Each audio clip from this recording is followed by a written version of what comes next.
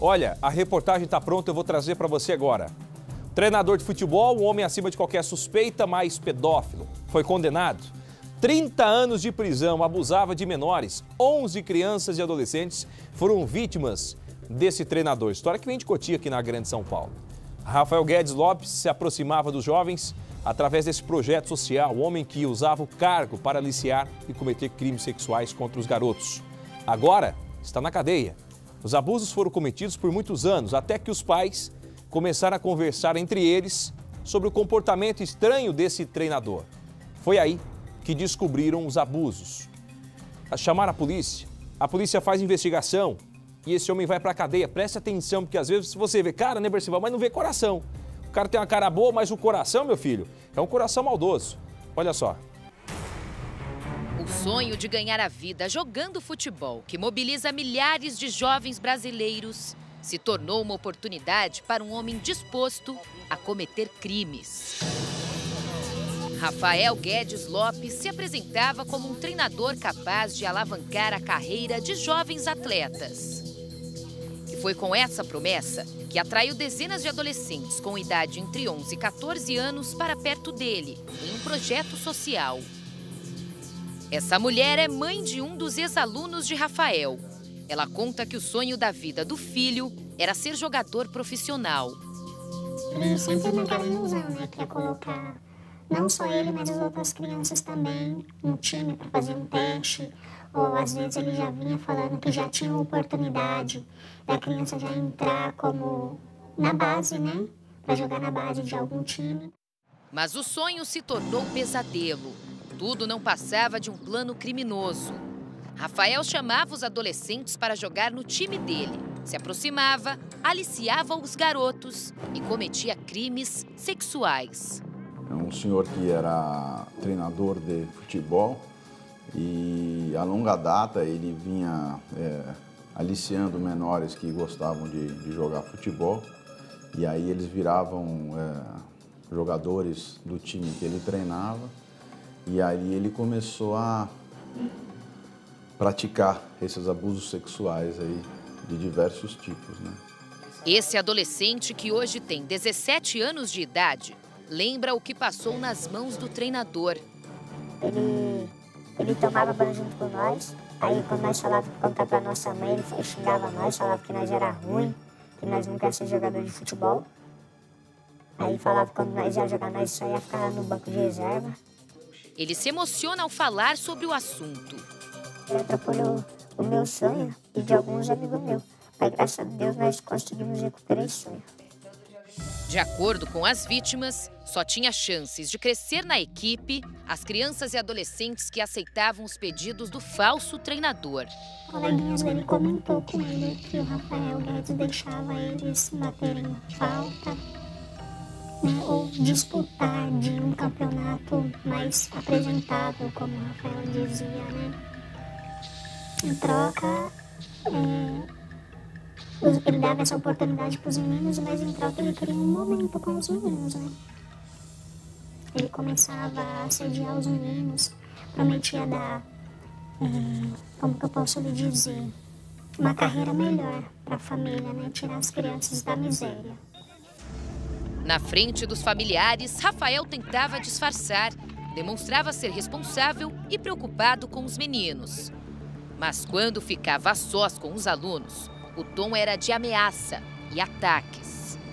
Ele se mostrava sempre muito carinhoso com as crianças. Como é o normal com essas pessoas que cometem esses crimes, eles são bem assim, dissimulados, né? E aí, um exemplo, ele levou essas crianças para um torneio que durou cerca de 5, 6 dias e lá ele colocava essas crianças num alojamento coletivo que tinha um banheiro coletivo e aí ele obrigava essas crianças a tomar banho, né? E elas queriam ficar de cueca, eles obrigavam, por exemplo, essas crianças a tirarem a cueca sob pena de não ser mais escalado no time, né? E quem realmente não fazia aquilo que ele queria, né? No caso, eles ficarem nus ao tomar banho, eles ele depois tirava do time, né? O pedófilo criava cenários para atrair as crianças. Muitas vezes ele conseguiu o aval dos pais para que eles dormissem na casa dele, com a desculpa de que o local era mais próximo de Cotia, na Grande São Paulo, onde eles costumavam treinar. O responsável pelo campo de futebol usado por Rafael para os treinos conta que o falso treinador não levantava suspeitas. Aqui no começo tava tudo bem, né? Que tava as mães todo dia, né? A gente tinha um café e tal, todo mundo ajudava, entendeu? Então não tinha nada para, né, de falar dele. Aí depois que ele foi para lá, para outro campo lá do Milisola, que aí a turma começou a falar, entendeu? Que, ó, cuidado com aquele treinador seu lá, amigão, que ele é meio pedófilo. E a turma falava, e eu não levava a sério, né? Aí depois apareceu a polícia aí. A mãe de uma das vítimas conta que a situação com o filho dela foi ainda mais grave. Rafael levou, contra a vontade dela, a criança machucada para uma competição fora da cidade e teria sido negligente com o menino. Quando chegou na viagem, meu filho já começou a voltar a ter febre alta, o joelho começou a inchar, sempre sozinho, recebendo auxílio das outras crianças, né? Que eram as outras crianças que levavam ele no banheiro, ajudavam ele a tomar banho, a comer, a sentar, que ele não conseguia. E o Rafael não deu assistência nenhuma. Em nenhum momento ele me ligou falando que meu filho estava passando mal, que estava com febre, ou precisando de alguma coisa, né? Então, assim, foi um abandono total, né? Até que um pai chegou lá em Matão e decidiu levar meu filho no médico. Isso, mesmo assim, o Rafael não queria deixar ele levar. Para a mãe, o falso treinador fez isso apenas para ficar perto do menino. Então, eu não consigo imaginar outra coisa a não ser o interesse dele, né? E eu acho que nessa viagem ele viu uma oportunidade. Até porque meu filho não estava podendo sair do lugar sozinho, né? Estava dependendo de ajuda, mas quando ele viu as crianças em volta dele, deve ter desistido por algum motivo. É de tentar abusar do meu filho também, assim como ele fez com as outras crianças, né? Porque ele abusou de muitas crianças. De acordo com a polícia, Rafael ameaçava as crianças. Dizia que se elas não obedecessem, ficariam de fora de jogos importantes e, dessa forma, perderiam grandes oportunidades na carreira. Ele achava que, assim, mantinham controle de tudo. Mas tudo começou a mudar quando os pais das crianças começaram a trocar informações sobre o que as vítimas falavam em casa. O pedófilo agiu por mais de 2 anos, até que as famílias se deram conta do que acontecia e começaram a procurar a polícia. A longa data ele vinha praticando, então tem vítimas que sofreram esse constrangimento por inúmeras vezes, né? E elas relataram isso no processo aí perante o juiz quando foram ouvidas. E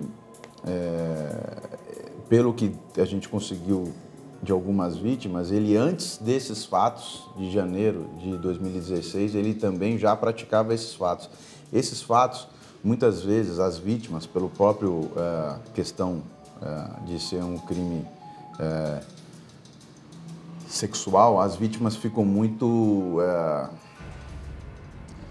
como é que eu vou dizer, tímidas, intimidadas de falar, né? Então é um crime que geralmente a pessoa comete aí por longa data e aí só depois de muito tempo aí que a gente fica sabendo. Rafael foi preso pela polícia no mesmo campo de futebol que usava para os treinos com as vítimas. O Ministério Público não descarta que tenham mais vítimas. Agora, Rafael está preso. Com ele, a polícia apreendeu material pornográfico de menores de idade. Na época em que cometeu os crimes, Rafael era casado. Ele foi condenado a 30 anos de prisão.